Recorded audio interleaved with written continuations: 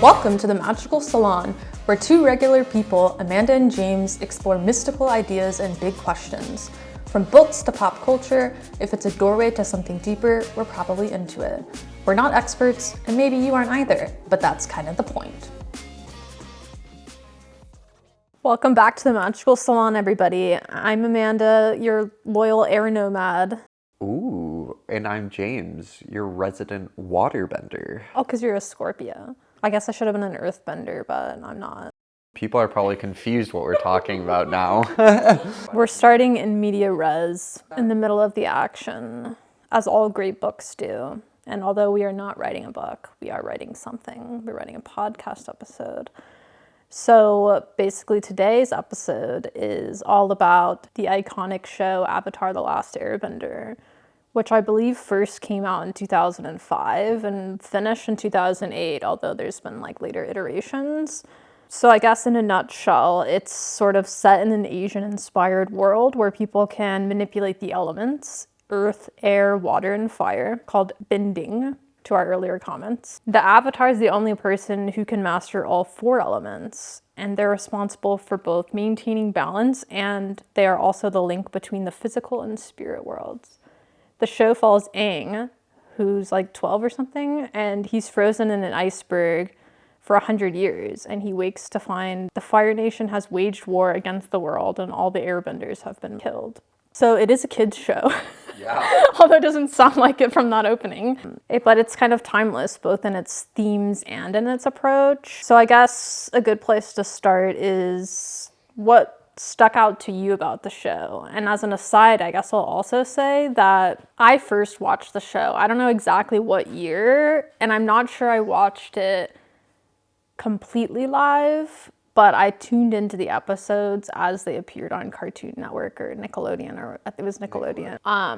And my brother got me into watching the show, and he was older than me, so it made me like even more interested in the show. But you didn't watch it until you were an adult. So I'm interested to see like what, because I feel like the show was formative for me. I mean, I saw parts of it, but I never watched it in its entirety when it was initially coming out. I watched episodes here and there when it was initially launching, I guess I would say, or originally airing.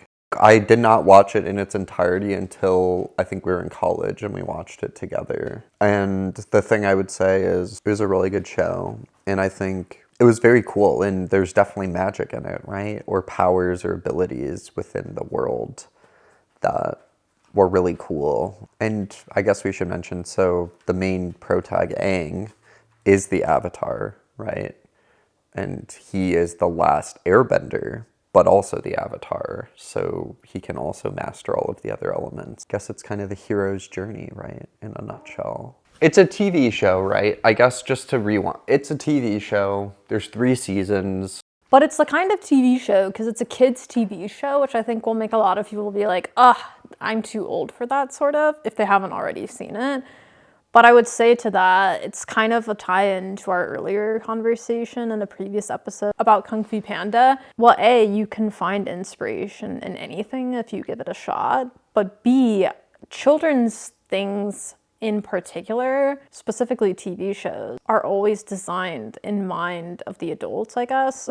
Like there's always hidden jokes that go above a kid's head, or things that have additional meaning and context if you have sort of like adult mind. So I feel like, I don't know, like it's clearly not just for kids, I guess. Well, why don't we get into some of the stuff? Like, what about the show do we like? Why are we doing an episode on this, first of all? What's the magic connection? Well, the magic connection for me, most notably, well, it's a lot of things, but I think the thing that always stuck out to me is, I think this was step 1 on my spiritual journey after further thought, like going away from Catholicism that I had been raised in. Like, this was the first time I was exposed to an alternate way of looking at the world that made more sense to me and resonated more with me than what I had been brought up in. And so it's sort of like step 1 for me, I would say. But I mean, I love the world building. I like the idea of the spirit world, which I'm sure we'll get into more. And also it had like amazing character development. And I like some of its like huge themes like nonviolence and transcending and forgiveness and things like that. So it covers a lot of dark, heavy topics, but like what it's emphasizing is escaping suffering through nonviolence and forgiveness and things like that, which is a good message for any age, really. Yeah, I think you mentioned earlier it's set in an Asian world, I guess. So it's definitely Eastern, right? And I think that's partly why, I'm kind of speaking for you, but like it resonated or it kind of opened your eyes to another way of looking at the world from the Eastern point of view philosophically, because the Avatar is a reincarnation, which they talk about as well. So the Avatar continually reincarnates each generation. When the previous Avatar dies, another one is born. And they kind of carry the lineage of all of the predecessors, and Aang is able to enter the Avatar state, which is essentially transcending, and he is then able to harness the ability of all the generations that have come before him, which I always thought was kind of cool because, even in the regular world living today, you are kind of standing on the shoulders of your entire family that came before, going all the way back into history, right? The only reason we are here is because we had people before us. Obviously, they didn't have superpowers and couldn't do any of this cool stuff that they do in this show, but that was kind of a weird, it's introducing kids to a lot of new things, right? Yes. And also, yeah, so when you enter the Avatar state, it's when the Avatar is at their most powerful, and yeah, they're kind of tapped into the spirit world and their ancestors. But on the flip side, they're also at their most vulnerable, because if they're killed in the Avatar state, they're never reincarnated again. So what do you think is the role of balance within the show? Because I would say that's a major theme. What do you think? The thing that first comes to mind is the fact that they describe the fact that the Fire Nation has waged war on the entire world as the world being out of balance, because all the four nations were living in harmony until the Fire Nation attacked.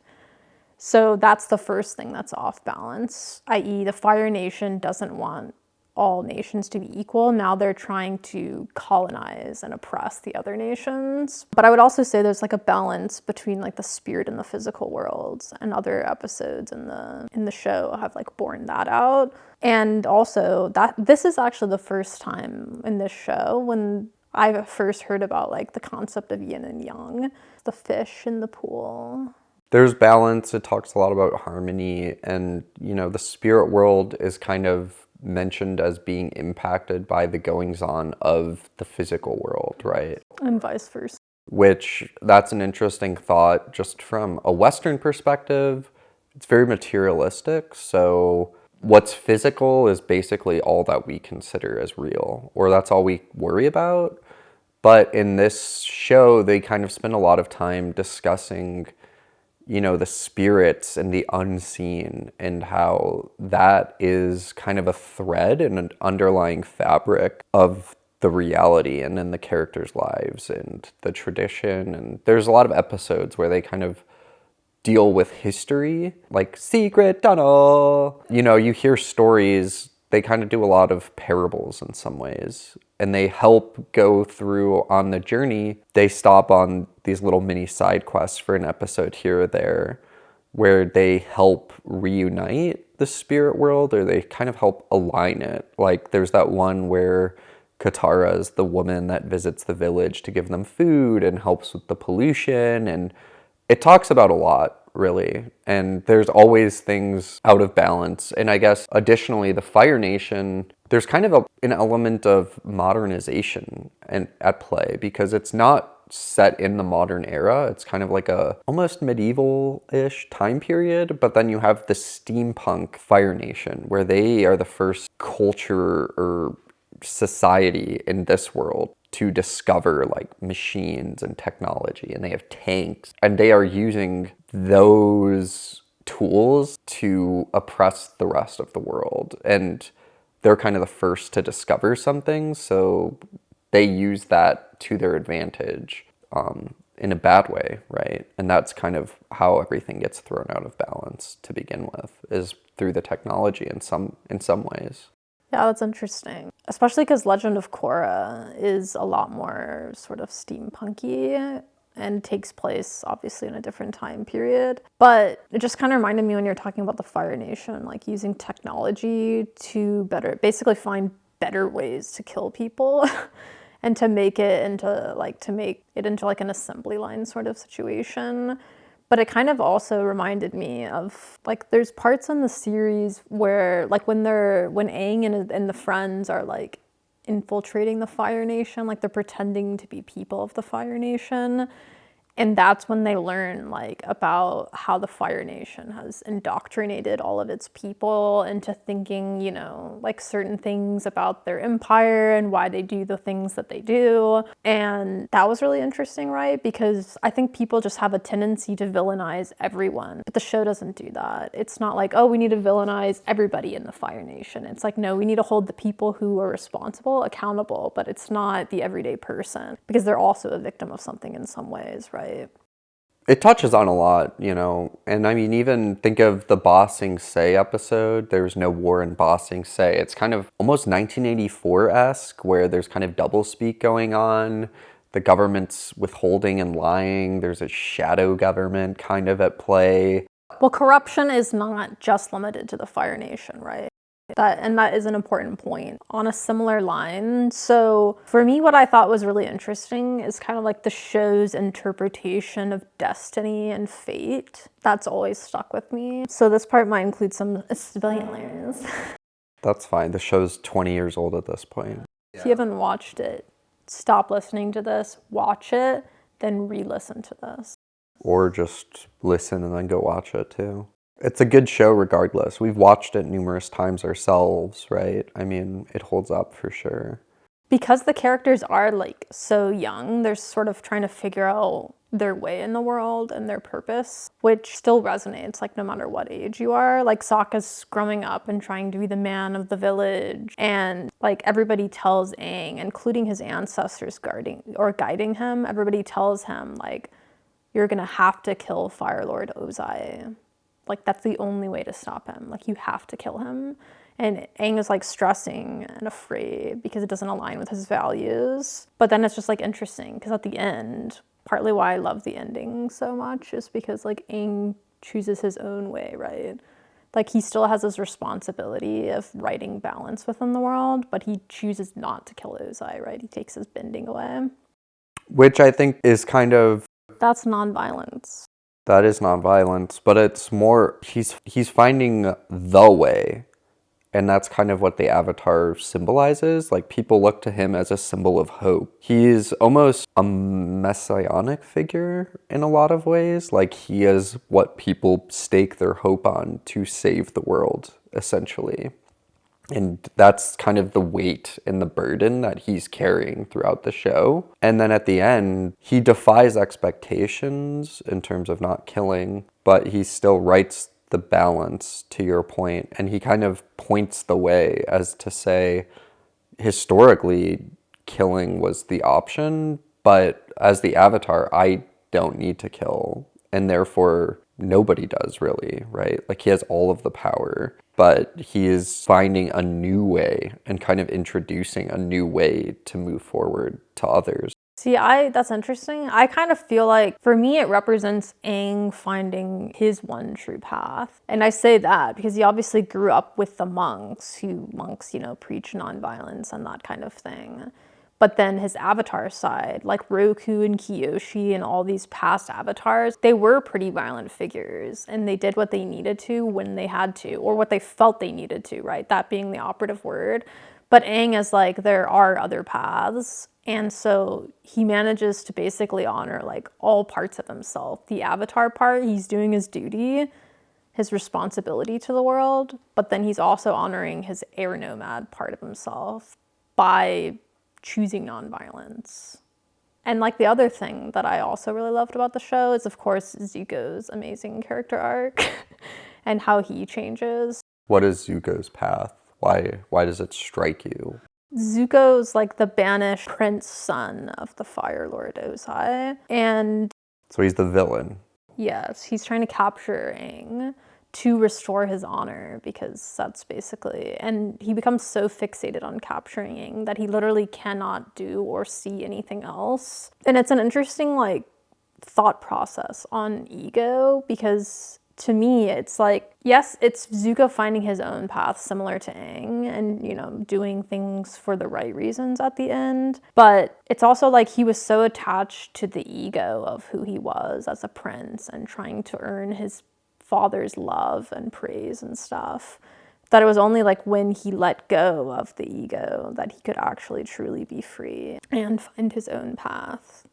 I always liked the Iroh arc, which is again coming from the Fire Nation as a character. Like, he's, you know, the old grandfather, the wise old man that is kind of, now he's reserved, but through the show you learn he was a general and he did a lot of bad things, like, as part of the Fire Nation. And now he's kind of in older age looking back on his life, but he's always just the kind of a sage, giving wisdom and advice and being more gentle, that I think you kind of get with experience, I guess you'd say, in a show specifically. But he's a good foil to Zuko, I think, as a character, because he's the brash young prince who wants to just burn it all down, get the avatar, and Iroh's like, well, let's drink some tea, let's think about it, why are you so mad, just talk to me. I always thought he was a really good character to kind of balance that side of things and kind of help make Zuko not as one-dimensional. Because I don't know if he would have had as much of his evolution or progression without the Iroh figure involved. No, I mean, I don't think he would have. But I think Iroh is a really interesting character, but I don't think he and Zuko are really all that different. In fact, I think they're actually pretty similar, and that's partly why Iroh is so good at giving advice and guiding Zuko. Because as you said, like, Iroh, he was like a literal warmonger captain kind of figure, waging war on the world in the time that Aang was frozen in his iceberg. And like, they said like he's responsible for killing all the remainder of the dragons in the world and like all that kind of stuff. So like, he did a lot of really bad stuff, right? But at some point he turned it around. Because like, you have this tendency when you have a sage figure to just write them like they had always been a sage. And I like that Iroh is not written like that. He grew into that just as all the other characters are growing into their own roles and finding their own paths. I mean, yeah, I guess ultimately it is good writing because all of the characters are flawed, and in that they're multidimensional. It's not just, this is the villain, Zuko's evil, you know, it's like he's evil because of this. Iroh is sage because of this. He was evil. Aang is a child, right? And he still has to learn a lot. And he's falling in love with Katara and like all this other stuff that he's kind of being sidetracked with, for lack of a better word. And all of the characters are dealing with their own kind of issues, for lack of a better word. But I guess going back to balance, I think even within the different elements, right? You have water bending, you have air bending, fire bending, earth bending. But then for water bending, you also have blood bending, which, so water in the show is a healing power. There are certain people that can heal with water. They can be healers. The flip side of that is if you are a waterbender, you can blood bend, which is kind of witchy. It's evil. You're using the liquid in people's body to physically control them, which is kind of pretty dark, right? They're kind of ragdolling people and stuff. It's a heavy show, but it kind of shows that there's kind of a yin and yang to everything, right? Even within the show, one power can be used for good or evil, depending on who's wielding it, basically. Well, and I would say the other big thing they talk about is firebending, right? Including Aang, everybody assumes it's like this evil, destructive force, and that's all it is. And Aang can't really master firebending because he has this block over hurting Katara while firebending, and he feels that it's inherently violent, and he has so much guilt over that that he's like blocked and he can't do it. But then, of course, he learns, like, firebending is also a creative force. It's not inherently anything, right? It's the yin and the yang. Like, there's good and bad in everything. So you could extrapolate that to the other elements, I guess is what I'm saying, including air and earth. Like, they all sort of have their dualities.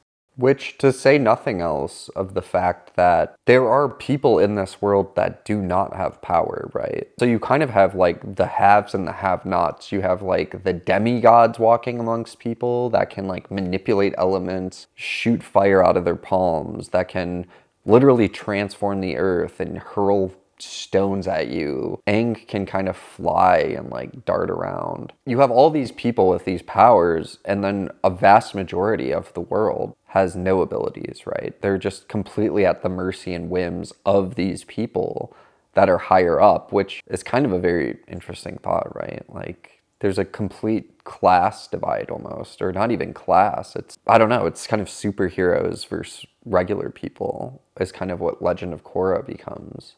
Yeah, that's what I was gonna say. Because in Legend of Korra, of course, they're like trying to get rid of the benders or to separate themselves from the benders because they perceive it as an unfair advantage and as sort of like playing God, if you will, when the rest of us are just humans, sort of thing. And I think that's why ultimately the Avatar is an interesting figure, because in the time of Legend of Korra, it's a lot more problematic to be the Avatar than it is in Aang's time. But even he had to like deal with some backlash. But I guess it's interesting because they didn't just create an easy hero figure. Like, the Avatar is a complicated figure, and all the Avatars have waged quite a bit of devastation, if you think about it. So even Aang is not a completely uncomplicated character.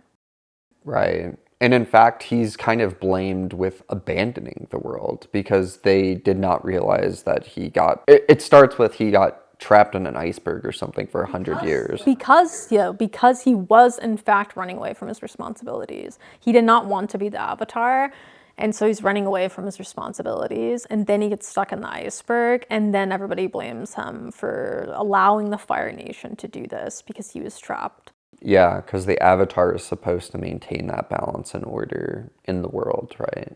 It's interesting though, because it kind of implies that if you take the metaphor or the show as a metaphor for our world, right? It's kind of implying you do need a god figure or a supernatural being that is, I don't know, benevolent to maintain order. And then the second Aang is gone, God leaves the world, for lack of a better word.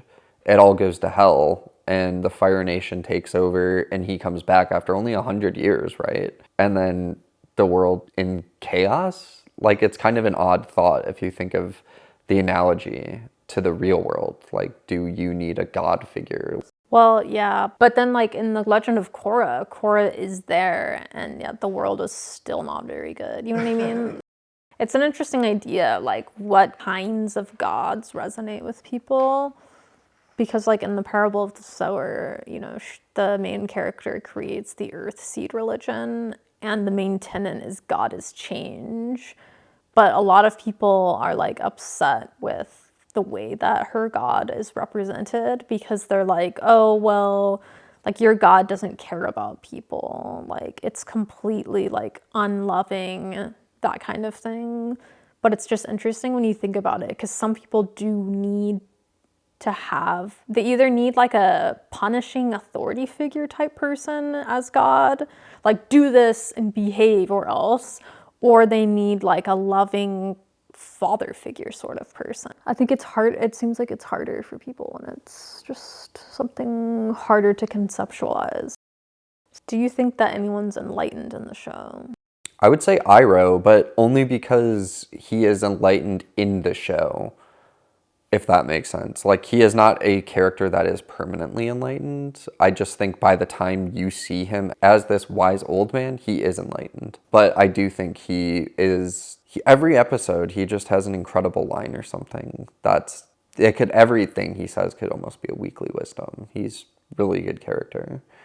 Yeah, I mean, I agree with Iroh, but I would say excluding Iroh and a couple of other tertiary characters, It almost seems to me that enlightenment is more sort of described as something that you can reach at certain points, but you're not always in that, if that makes sense. I mean, even just think about Aang, like he gives up attachment to Katara by opening his chakras so that he can go into the avatar state. But then at the end, of course, like he and Katara end up together, and in the Legend of Korra, you know, they have kids together. So he didn't really give up attachment to her.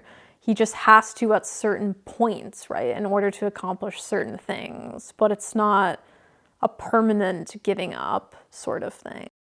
So you don't think anybody is enlightened then? Or you do?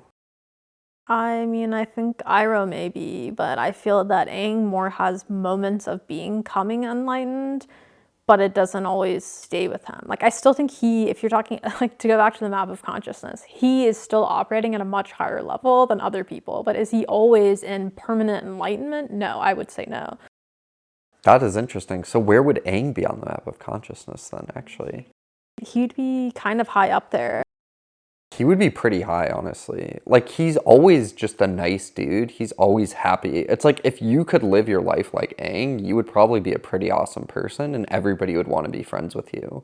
So to live your life like a prayer, he definitely does as a character, 100%, right? He's always saving people for no reason. Somebody betrays him, but then he'll still rescue him. It's countless, but every episode, he's just almost always doing the right thing. Like, does he ever do anything bad? I'm trying to think now. Does Aang, like, betray people? I don't really think he does.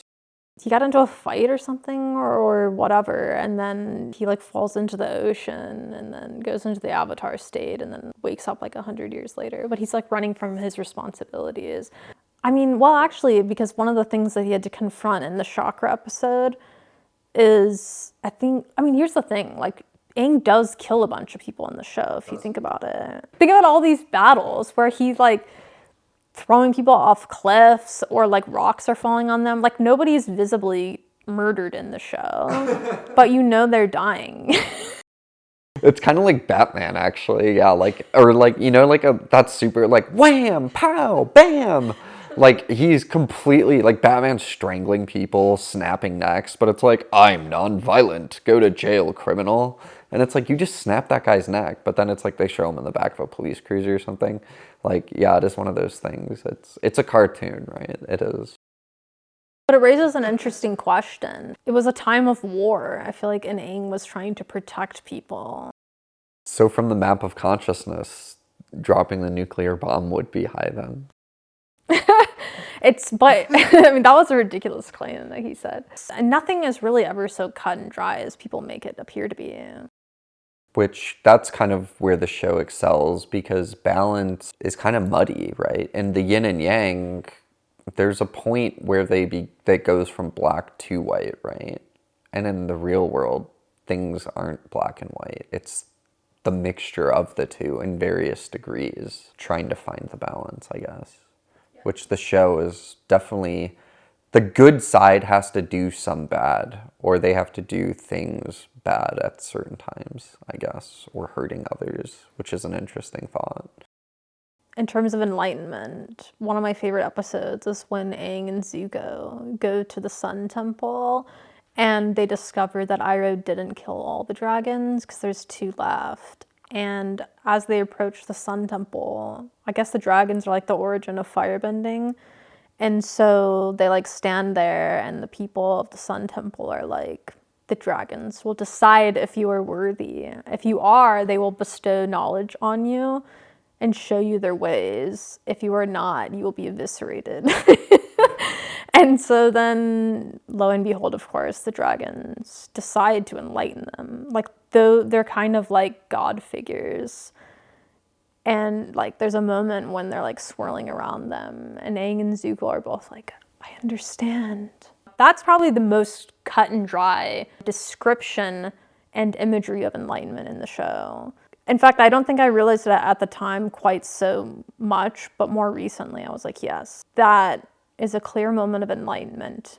And yes, Zuko, from that point on, is more confident in his ways and in his mission, and he can now firebend the right way because he was using rage before, and now he understands firebending is not just rage. So, I mean, maybe you could say he also becomes, maybe they both kind of become permanently enlightened there. I don't know.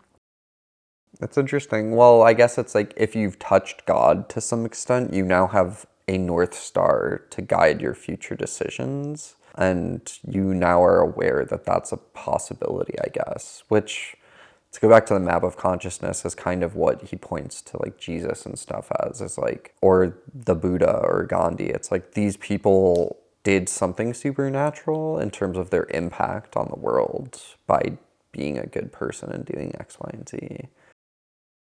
I mean, I think people have a lot more impact than they ever think that they do. And I do think there's something to be said for if you truly find the way. And I do think the way is personal, right? Like they always talk about giving up your ego. But yes, there are certain principles that are always true in terms of the way. Like I would say balance and alignment and peace and those sorts of things.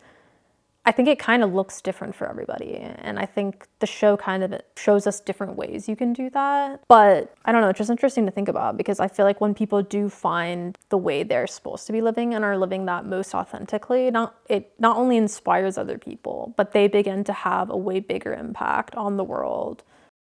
I guess, well, just a little bit of an aside, you do have certain responsibilities, both to yourself, to the people in your life, and to the world, I would say. But they're not always what we think that they are, and you do not always have to carry them out in the ways that society and others tell you that you have to, if that makes sense. So, like, if you take Aang, it's like, he had to do his responsibility of writing the balance of the world, but he didn't have to do it in the only way that was presented to him. He found his own way. I just feel like that's a powerful message, and it is true. And I think, yeah, I mean, now going back to the idea of change too in the parable of the sower, and I mean, to relate that, you know, that's their religion is change. I mean, you could also just say the Tao or Taoism, which is not like that's change is always occurring. Nothing is constant or something, or change is the only, whatever it is. This is kind of an application of like Taoist thought, right? To like Western kids. That's who this was for, right? Like that's just kind of an interesting thought. Like a medium, like a cartoon show is introducing an entire generation of youth to Eastern thought, like the chakras, right? You don't hear about that in any church. You don't learn that in school. But that's like a very big thing in an entire half of the world with probably the majority of the population, right? China and India alone have like 2-3 billion people. You don't know anything about their religions or their mythology, kind of behind their cultures in some ways. It's just kind of an expanding show because it applies to the real world, some of these thoughts. And that's kind of a weird thought as well. And like there's a lot of respect, right? Like Zuko trains to get like that sword, right? From the Fire Nation guy. Oh, that's Sokka. He pretends to be Fire Nation, but the guy obviously knows. But he is kind of just, he is an enlightened being. He is a sword master. He does not belong to the nation. He belongs to the craft, or like the samurai, right? It's like they did not obey a specific ruler. They were protecting the land, which is like there's a distinction. And I guess knights were sort of that to a Western extent. I don't know. Or maybe the samurai is the knight equivalent, but instead of vowing to a king or an emperor, they vowed to protect the people of the land. It's like, to your point, it's duty. Aang had a duty, like the samurai, like they had a duty. Like I obviously don't know that much about it, but like it's just kind of a fascinating thing. They talk about ecology, right? Or like the world being polluted by the Fire Nation's technology, and it's like a crude, it's very liberal, right? It's like kind of guerrilla marketing. It's like what radicalized you watching this goddamn show? But like nobody pays attention to what these kids are watching. Like my parents have no idea all this. And like it's like I said, when it's my first spiritual journey, but I learned a lot of other things from the show as well. The show is enlightening, would you say? Yes. That's magic. This TV show is kind of magic, in my opinion. Because think of it, like, it's like guerrilla philosophy to your kids. It's like, oh, they're kind of learning about Taoism, yin and yang, reincarnation, spirit worlds, all of the elements in Ayurveda. There's like the different elements interact with each other. Like they talk about that all the time in the show. They use those elements like against each other physically. Yeah, so Taoism, Buddhism, Hinduism, Chinese art and history, a bunch of different Asian history is going into the show and is influencing it. But I think also I read somewhere like the creators didn't want to be blaspheming certain countries and cultures. They wanted it to be inspired, but not like a replica of the real world. Well, it's funny though, because the map of consciousness we used for fictional characters, but I actually like that, and that's a funny touch point now. Because we could almost go back over time then as we cover various other fictional characters. And map them out. We could do some muscle memory programming, like Dr. Hawkins. That's a 550. That's a good reveal at the end of the show. And Aang's final truth rating is... We're going down the secret tunnel. Secret tunnel. You know, we could come up with our own scale, right? It's like using all of our obscure references. So Aang is pretty high, I would say, honestly. Aang definitely had a hero's journey, but at the same time, he's always been way more enlightened than the average person. Like even in episode 1, like when he's just like a fun-loving, playful kid, that's operating higher on the scale of consciousness. Which is interesting though, because at the end of the day, he is a kid, right? The thing that's interesting is child's mind and being like a child. That's like a thing in like meditation or like qigong. You're like trying to go to a open sense, like to view the world openly with wonder and love, and play, right? Which ultimately Aang is embodying pretty much at all times throughout the show. They're like sneaking in, trying to be secret, and then he's like running around playing with the other Fire Nation kids, like just being a kid. He's just like loving the people as they are instead of hating them because he's supposed to.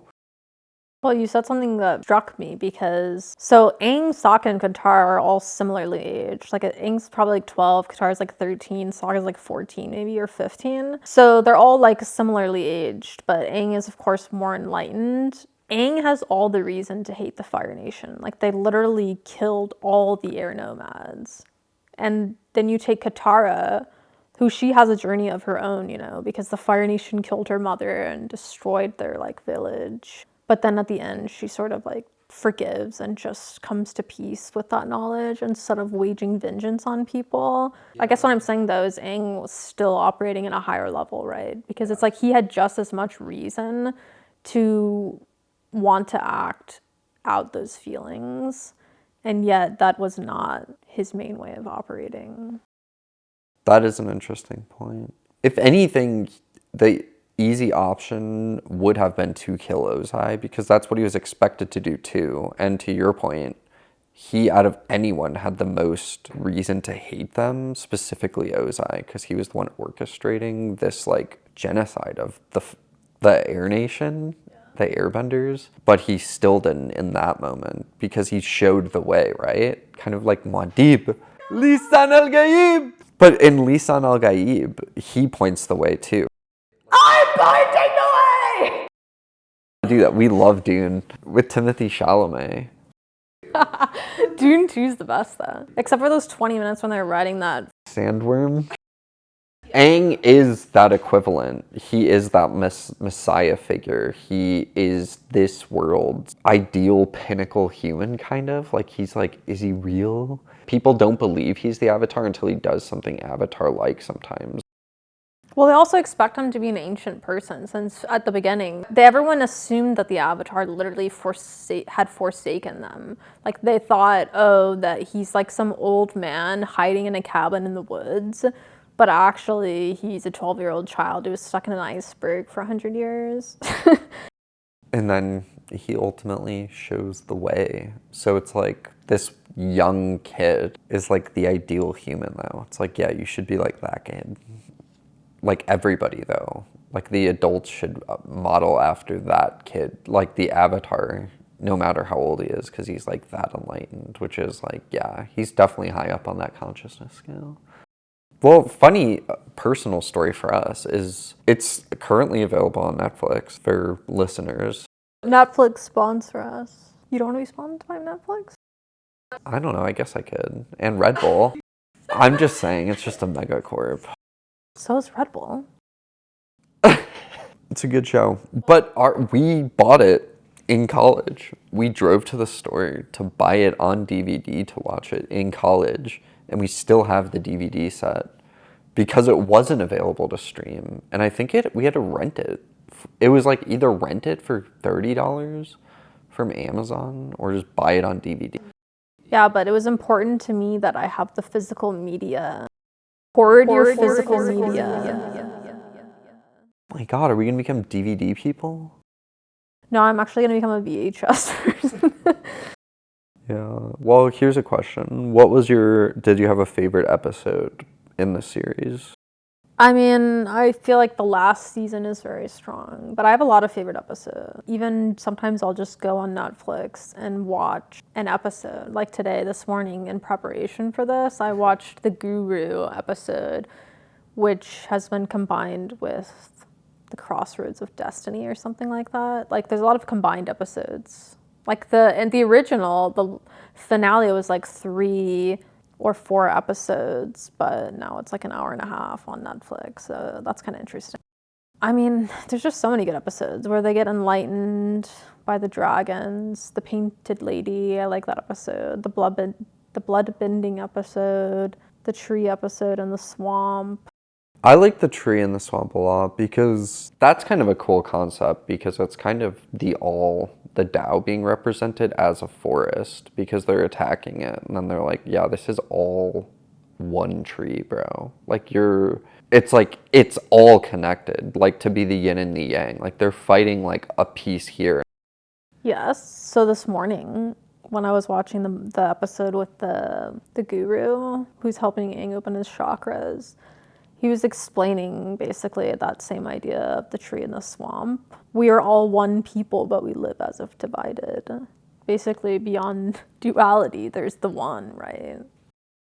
Yeah, it's kind of the idea of Brahman in a way too, right? I also think the show is cool because there's a lot of spiritual teachers represented in the show, and they all kind of have a different approach. Like if you think about Monk Gyatso, who was like Aang's first teacher and who really wanted him to like keep being a kid for longer. And then you have like Iroh, and then you have the Guru, but they all have like sort of different approaches in giving their advice, but it's all sort of it's all similar tenets, I guess, of the way or the Tao, if you will, but reiterated differently for different people. It's kind of, yeah, like it's a different spoke, right? Like they're all ascended in their field respectively and masters or whatever the top tier is, they are it, but it's all done a different way, slightly. So basically they're up there with David Hawkins. The interesting thing about the show too is there's a lot of characters ultimately, and like Zuko has a sister whose name's escaping me. Azula. And there's kind of a lot of inner sibling rivalry there, like being touched on, like competing with your sibling for parents' attention and affection. Like that's kind of a thing, like sibling dynamics. It's very deep in most of the situations. And there's a lot of relationships kind of being discussed. Also, don't forget that guy that could like run around and shoot laser beams out of his face, his forehead. His third eye, I think. That was an awesome character. Like, he literally just shot, like, sound wave beams or something. It was insane. But he was super powerful. That was pretty cool. That was a cool character. Well, you know, Aang had that one his first firebending teacher who just, like, disappeared into the wilderness. Do you remember that guy? Papa, yip yip! My cabbages! It's a knee slapper. Did you ever think that Zuko and Katara were gonna get together? No. Seriously? Did you? Yeah. They didn't.